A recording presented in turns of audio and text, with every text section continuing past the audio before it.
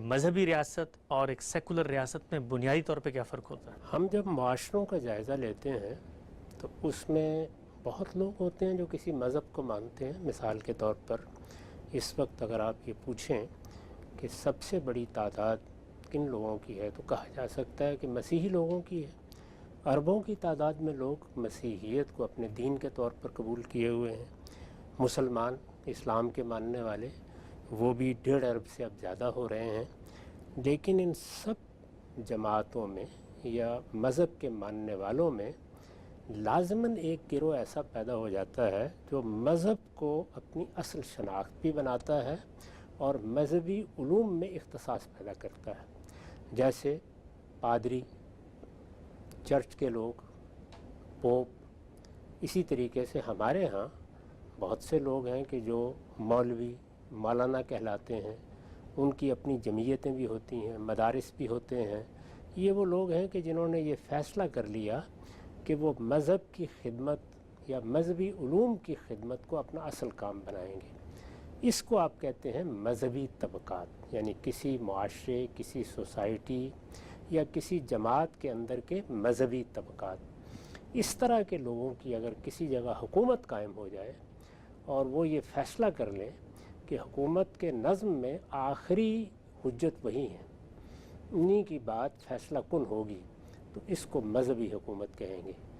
Secular حکومتیں اس کے برعکس اگرچہ بہت کچھ تعریفات رکھتی ہیں، لیکن اب عمومی طور پر یہ مانا جاتا ہے کہ ایسی حکومتوں کو ہم سیکولر حکومتیں کہیں گے جو اپنا تعارف کسی مذہب کے حوالے سے نہیں کراتی، بلکہ وہ اس اصول کو مانتی ہیں کہ ریاست کے معاملات سے مذہب کا یا کسی مذہبی تعبیر کا کوئی تعلق نہیں ہوگا. تو انہیں بالعموم سیکولر حکومتیں کہا جاتا ہے. ٹھیک ہے، نقطہ آپ نے واضح کیا. آگے بڑھاتے ہیں. ایک اور اسی طرح کا فرق پوچھا گیا ہے، کہتے ہیں کہ الہات اور لا ادریت، ان میں کیا فرق ہوتا ہے؟ ایک آدمی یہ کہتا ہے کہ میں کوئی فیصلہ نہیں کر پا رہا کہ اس کائنات کا کوئی پروردگار ہے یا نہیں ہے. میرے سامنے دونوں طرح کے دلائل موجود ہیں. میں بس زیادہ سے زیادہ یہی کہہ سکتا ہوں کہ میں نہیں جانتا کہ حقیقت کیا ہے. جو چیزیں میری آنکھوں کے سامنے ہیں، جن علوم کو میں سیکھ سکتا ہوں، جس دنیا کو میں دیکھ سکتا ہوں، اس کے بارے میں تو میں روایت دلائل دے سکتا ہوں، لیکن اس سے ماورا کوئی حقائق ہیں ان سے متعلق بس میں یہی کہہ سکتا ہوں کہ میں نہیں جانتا. تو یہ ایک طرح سے اپنی بے بسی یا اپنے عجز کا اظہار ہے کہ وہ عالم جو میرے حواس سے ماورا ہے، میرے تجربے سے ماورا ہے، جس سے میں عقلی استنباط کے ساتھ کوئی لزوم پیدا نہیں کر سکتا، اس کے بارے میں زیادہ سے زیادہ یہی کہہ سکتا ہوں کہ لا ادری، میں نہیں جانتا.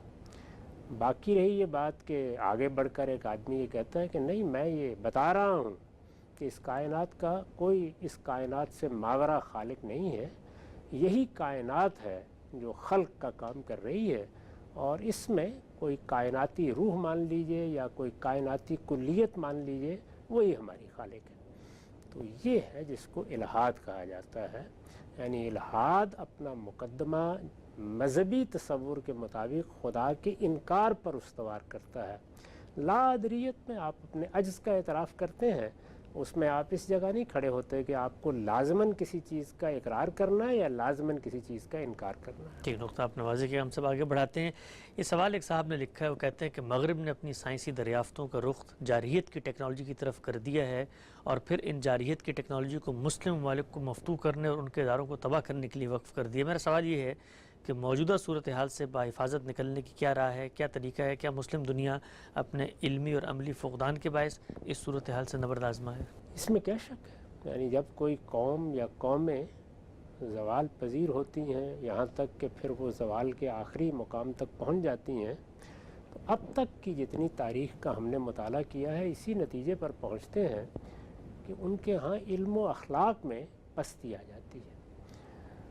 علم اس طرح علم کے طور پر رہتا نہیں جیسے کہ اسے رہنا چاہیے.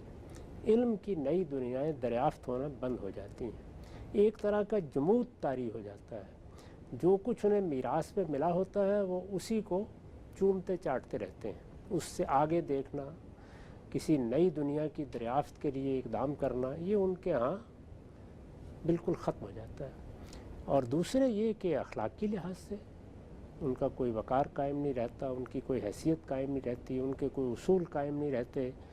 یہ تو بالکل درست ہے کہ کوئی اچھے سے اچھا معاشرہ بھی مجرموں سے خالی نہیں ہوتا، لیکن بحیثیت مجموعی کسی قوم کی اخلاقیات کیا ہے، تو اس کی بنیاد پر ہی اللہ تعالیٰ کے یہاں فیصلے ہوتے ہیں۔ مسلمانوں کے ساتھ بھی بالکل ایسا ہی ہوا ہے۔ وہ جب تک علم و اخلاق کے لحاظ سے باقی قوموں کے مقابلے میں برتر تھے، ان کی برتری قائم رہی۔ جب وہ برتر نہیں رہے تو قدرت کے قانون کے مطابق زوال آشنا ہوئے، اور اس وقت اسی صورتحال سے گزر رہے ہیں۔ زوال آشنا ہونے کے بعد ایسا نہیں ہوتا کہ چشم زدن میں سب کچھ ختم ہو جاتا ہے۔ چنانچہ مسلمانوں کی کچھ حکومتیں قائم رہیں، جیسے یہاں مغلوں کی حکومت تھی، آخری زمانے میں وہ حکومت رہی نہیں تھی لیکن بہرحال چل رہی تھی۔ یہی صورتحال کم و بیش سلطنت عثمانیہ کی تھی، یا اور چھوٹی چھوٹی حکومتیں جو بعض جگہوں پر قائم تھیں، ان کا بھی حال یہی تھا۔ سلطنت عثمانیہ ایک لحاظ سے مسلمانوں کی عالمی سطح پر نمائندگی کر رہی تھی، اس کو بھی شکست ہو گئی پہلی جنگ عظیم میں، تو ہمارے زوال پر مہر تصدیق ثبت ہو گئی۔ میں نے کئی مرتبہ توجہ دلائی ہے کہ اس وقت کی دنیا انہی فاتحین کی دنیا ہے، انہوں نے عالم اسلام کو مفتوح کیا ہے، اور باقی دنیا کو بھی۔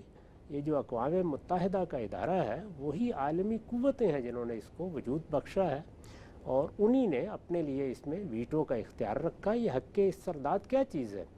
اسی بنیاد پر ملا ہے کہ یہ وہ قوتیں ہیں یا یہ وہ ممالک ہیں جنہوں نے وہ جنگ جیتی ہے، پہلی جنگ عظیم اور اس کے بعد دوسری جنگ عظیم۔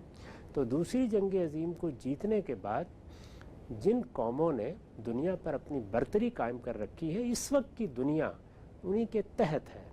براہ راست اقتدار کس کے پاس ہوگا، کون وہاں جا کے حکومت کرے گا، وہ چیزیں اب قصہ ماضی ہو گئیں، اس کو پسند نہیں کیا جاتا، بلکہ یہ مان لیا گیا کہ جو مختلف ریاستیں دنیا میں قائم ہیں، وہ جس طرح قائم ہیں ان کو قائم رہنے دیا جائے۔ کوئی چھوٹی موٹی اس میں تبدیلی آتی ہے تو کوئی حرج کی بات نہیں، وہ اگر دنیا قبول کر لیتی ہے تو مان لی جائے گی، لیکن سرحدیں اسی طرح قائم رہیں، اور اس میں اب یہ اصول تسلیم کر لیا جائے کہ کوئی قبضہ نہیں کرے گا کسی دوسری جگہ پر۔ تو قبضہ نہیں کرے گا، یہ بات تو مانی گئی ہے اور اس کو اقوام متحدہ بھی مانتی ہے، لیکن عالمی طاقتیں اپنے مفادات کے تحت جو نظم قائم کرتی ہیں اور جس طرح دنیا کو چلاتی ہیں اور جس طرح کی مداخلت کرتی ہیں، اور پھر اگر کوئی سرکشی اختیار کرے تو اپنے مفادات کے تحت اس کو تحفظ دیتی ہیں، وہ سب چیزیں اسی طرح جاری ہیں جس طرح کی دنیا میں ہمیشہ رہی ہیں۔ اسی کو ہم آج کی دنیا کہتے ہیں۔ اس میں اگر مسلمانوں کو اٹھنا ہے تو اسی راستے کو اختیار کرنا ہوگا، یعنی وہ سب سے پہلے جو اس وقت 50-55 ریاستیں ان کی قائم ہیں، ان کو دنیا کے برابر لانے کی صحیح کریں، ان میں علم اور اخلاق کو اپنا بنیادی مقصد قرار دیں، علم کی ترقی کے لیے اقدامات کریں، علم کی فضا پیدا کریں۔ یہ فضا مذہبی لحاظ سے بھی ضروری ہے اور یہ سیکولر علوم کے لحاظ سے بھی ضروری ہے۔ جب یہ ہو جائے گی اور آپ اخلاقی لحاظ سے برتر ہوں گے تو نہیں کہا جا سکتا کہ اللہ تعالیٰ کیا فیصلہ صادر کر دے۔